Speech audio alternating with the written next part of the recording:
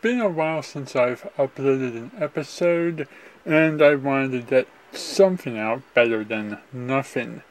Recently, we had some Changeling episodes, and I like to do those as a crossover with Heartsy Artsy, but I'm still waiting for her to get the ball rolling and start the crossover. It seems that she's been kept busy, so that's going to be on pause. Then I strained my back and didn't feel like talking, and also the episode there and done just never gave me a whole lot to talk about. It just wasn't an interesting enough episode for me to write Shutterbug into the episode and figure out what his perspective on the events would be. After all, Daring Do is a sort of secret adventurer, so a pony like Shutterbug really wouldn't know too much about her.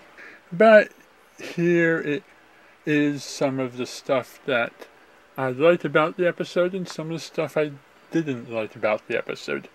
Something I liked about the episode was the fact that it took us outside of Ponyville to not only a new location, but one very far from any place in Equestria we've ever been.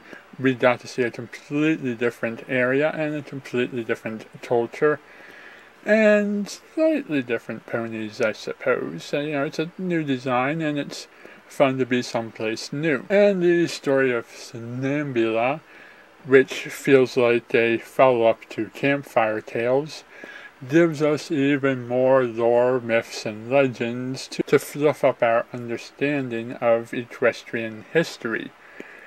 So it's nice to have that information. I wonder if the rest of the season is going to give us more legendary pony characters from various legends, and maybe we'll get some kind of Star Swirl the Bearded episode.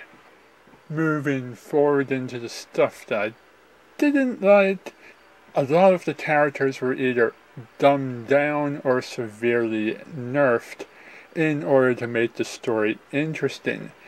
The fact that Tabularon was wearing a hood and nobody knew his identity, some ponies should have been smart enough to figure out the guy under the hood with the obvious accent and the unshaven face was clearly Dr. Tabularon.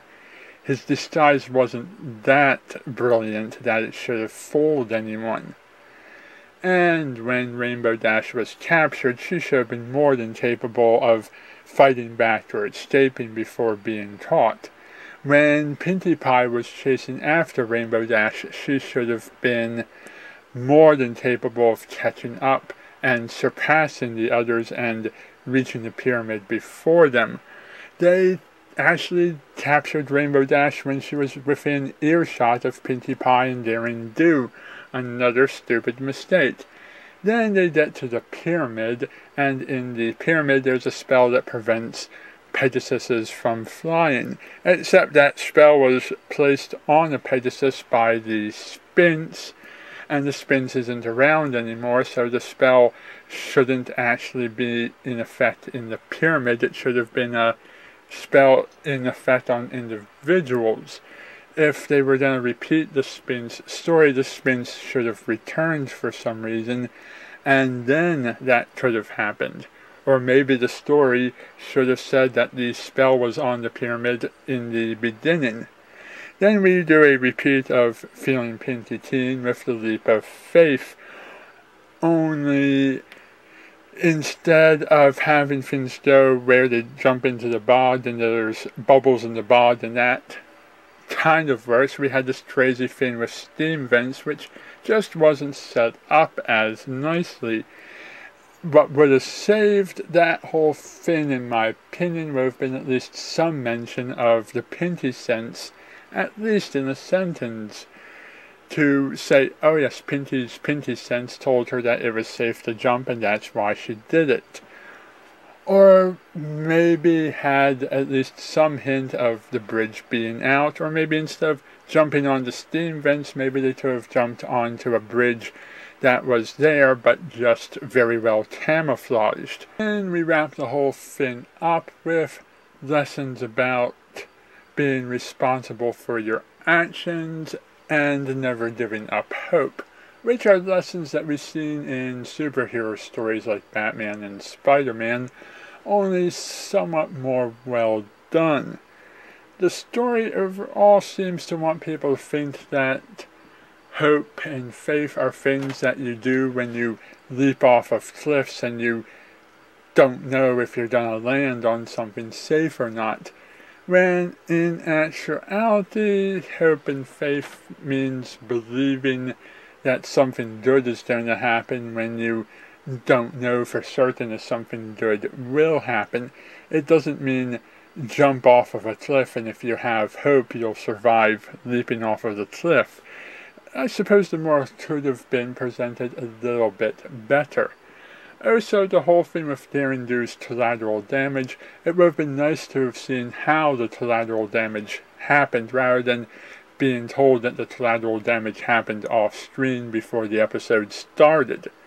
All those complaints aside, however, it wasn't a bad episode, just not one that I have a lot of positive to say about it.